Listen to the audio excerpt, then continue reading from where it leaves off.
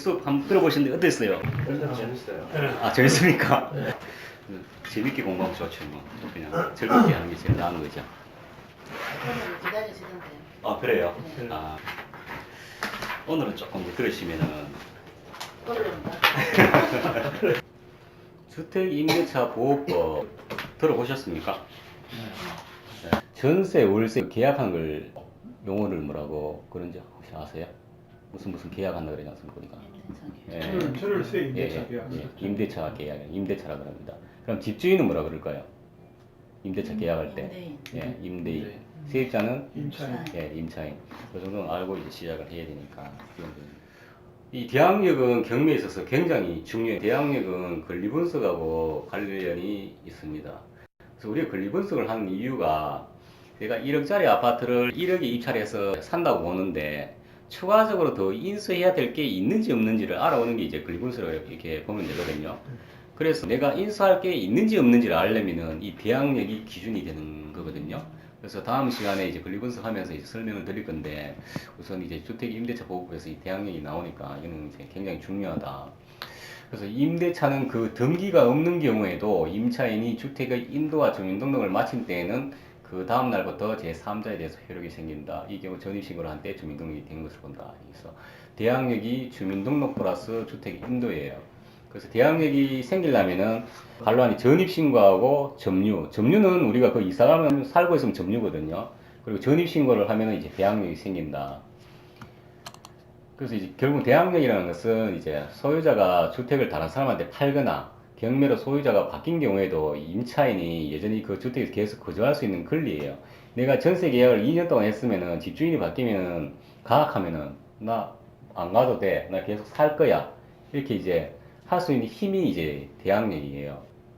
새로 바뀐 주인에게 이야기를 하려면은 이 전입신고하고 점유를 해야 된다. 아니 전입신고 안 해놨으면은 대항력이 없죠. 그러면은 경매로 해가지고 내가 낙찰을 받아가지고 이 사람이 세입자가 대항력이 없어요. 그러면은 저는 내가 들어서 살 거야. 이사 가세요 하면은 가야 돼요. 전입신고는 어디에 합니까?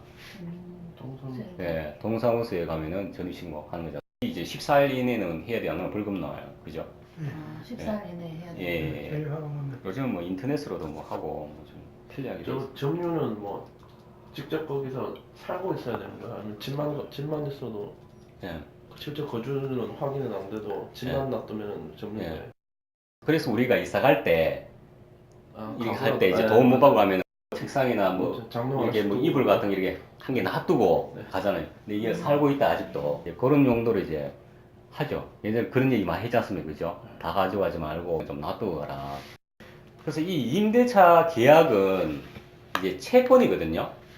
그리고 우리가 등기부에 올라가는 거, 은행에서 건저당 설정을 한다든지 이제 등기부에 올리는 거는 이제 물건이라고 이렇게 이야기를 해요. 계약서, 종이 쪼가리 이런 거는 이제 채권이다 이 말이죠.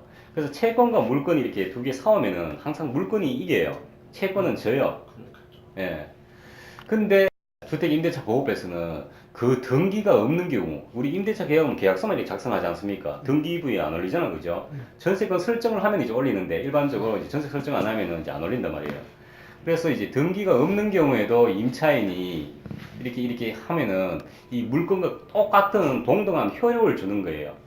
그러면 예. 구태여 비용 들여서 예. 등기 안 해도 되겠네요. 예. 전세권 설정은 할 필요가 없어요. 이 임대차 계약서에서 이 전입신고하고 점유하고 요 뒤에 나오는데 확정일자 받아놓으면은 똑같은 효력이 생겨요. 전세권 설정하고. 예. 다만 몇 가지 차이점이 있어요. 집주인이 뭐 돈을 안 든다, 경매를 친다. 이 전세 설정해 놓으면 이제 등기부에 올라가니까 그거는 이제 물건이에요. 집을 경매 넘길 수가 있어요.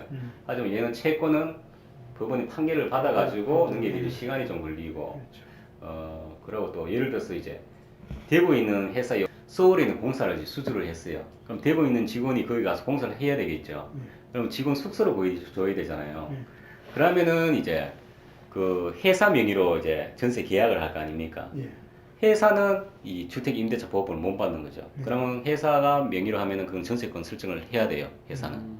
안 그러면 그 보호를 받을 수가 없어요.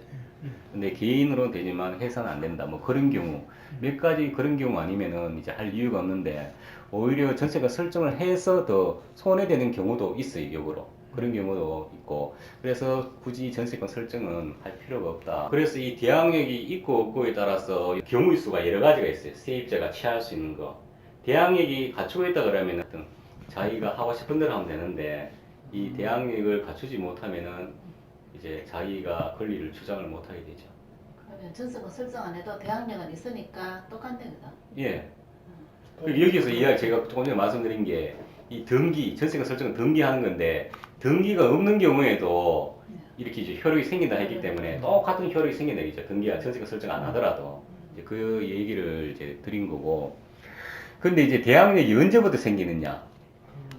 인도가 주민등록을 마친 때에는 언제부터 생기죠? 그 다음날. 예, 그 다음날. 내가 오늘 이제 계약을 해서 오늘 이사를 가가지고 이삿짐 풀고 주민센터 가서 전입신고를 오늘 했어요. 그럼 대항력 언제부터? 내일부터. 정확히 말하면은 오늘 밤 자정부터, 0시부터. 그때부터 생기는 거예요. 그 다음에 이제 3조의 2가 보증금의 횟수예요. 이게 이제 우선 변제권이에요. 대항요건과 앞에 대항력 있지 않습니까? 그죠?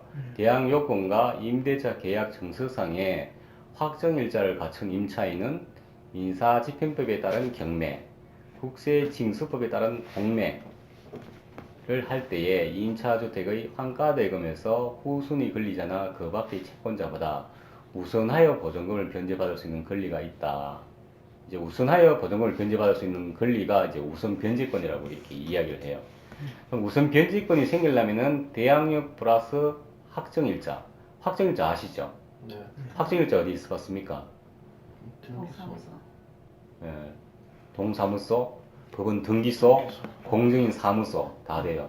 그래서 제일 간편한 게 주민센터. 그럼 확정일자 어디 봤습니까? 계약서. 계약서. 예, 계약서. 그래서 우리가 이제 이사 가가지고 제일 먼저 하는 게 이제 전입신고하고 전입신고하면서 저 동사무소 가니까 임대차 계약서 가져가가지고 확정일자 받아왔습니다 그러면은 자기네들이 이게 보고 쭉 적어놓고 도장 꽝 찍어주지 않습니까? 그죠? 확정일자라고. 그래서 이 확정일자를 받으면 이제 우선 변제권. 후순위 권리자나 그 밖의 채권자. 여기서 채권자가 나오지 않습니까? 이 임대차 계약서도 채권이지만 물건하고 똑같이 해준다 했잖아요. 근데 이 채권이 친구지간에 돈 빌리잖아요. 그럼 이거 차용증 쓰잖아. 이 채권이야. 이 채권은 항상 후순위예요. 물건이 항상 이기거든요. 그래서 이런 후순위 권리자, 후순위 권리는 이 아까 날짜 순서대로 내 권리가 확보된 날짜가 언제냐. 그래서 이제 이 우선 변제권이나 대항력이 항상 내 뒤에 있는 사람의 힘을 발휘할 수 있는 거고 내 앞에 있는 사람한테는 대항력을 발휘할 수도 없고 이 우선 변제권을 요구할 수도 없다 이렇게 보시면 돼요. 이 항상 이 권리가 발생한 순서대로 모든 이루어진다. 그래서 우선 변제권은 뭐냐면은 우리가 은행에 예를 들어서 간다. 돈 몇 개 놓은 예금 찾으러 은행 간다. 그럼 제일 먼저 하는 일이 뭡니까? 은행 가면. 번호표 뽑아요. 예, 이 번호표예요. 내 돈 5천만 원 몇 개 나온 거 예금을 찾으러 가면은 그냥 가면은 뒤에 가서 번호표 뽑으세요 이렇게 이야기를 하지 않습니까? 그래서 번호표를 뽑으면은 내가 100번을 뽑았다 그러면 내 100번 해당하는 순서에 내가 맡겨둔 예금 5천만 원 찾을 수 있는 권리가 생기는 거예요. 그래서 이 우선 변제권도 내 순서에 내 돈을 예를 들면 1,000만 원에 50만 원 계약했으면 이 1,000만 원 보증금을 내 순서 됐을 때 받을 수 있는 권리 그게 우선 변제권이에요. 그래서 은행의 번호표라고 이렇게 생각하시면 돼요. 그렇게 이해하시면 제일 쉬워요. 그래서 이제 대항 요건과 이제 대항력하고 OR이 아니고 AND입니다. 이 두 개 다 갖춰야지만 우선 변제권이 생겨요. 둘 중에 하나라도 안 되면은 안 된다. 그리고 이제 대항 요건과 임대차 계약 정서상의 확정일자를 갖춘 임차인은 이제 민사집행법, 경매는 민사집행법에 의해 진행된다고 그랬지 않습니까? 그죠? 공매는 국세징수법에 따라서 진행되는 거고. 그래서 임차주택의 환가대금, 그 집의 가치를 대금으로 바꾸는 게 이제 경매예요.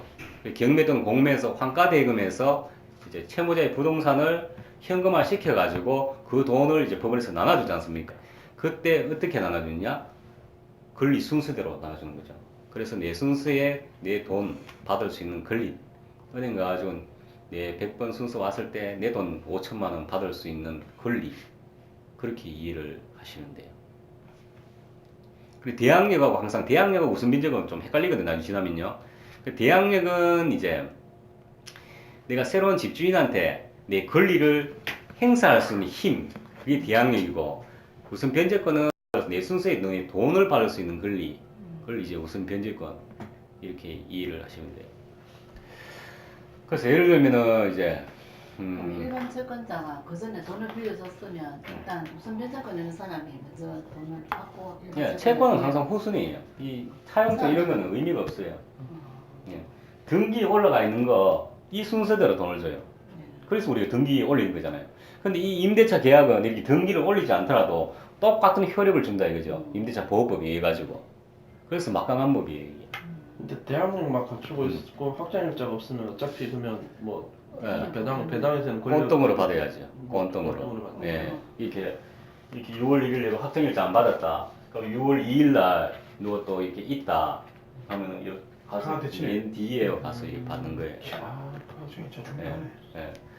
그래서 이제 만약에 자녀분이 있으면 서울에 뭐 학교에 갔다. 그럼 원룸을 얻어준다든지 그런 일이 있지 않습니까? 그죠? 그렇죠. 그것도 뭐 젊은 이제 신혼부부 같은 경우는 이제 전세 월세부터 시작할 거고 맞아요. 그럴 경우에 이사를 제일 처음에 갔을 때 제일 처음에 이사 짐 푼다고 막 바쁘지 않습니까? 그죠?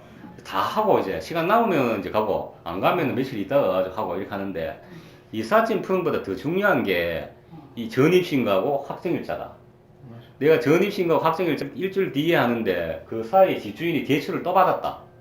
그럼 순위가 밀리는 거예요.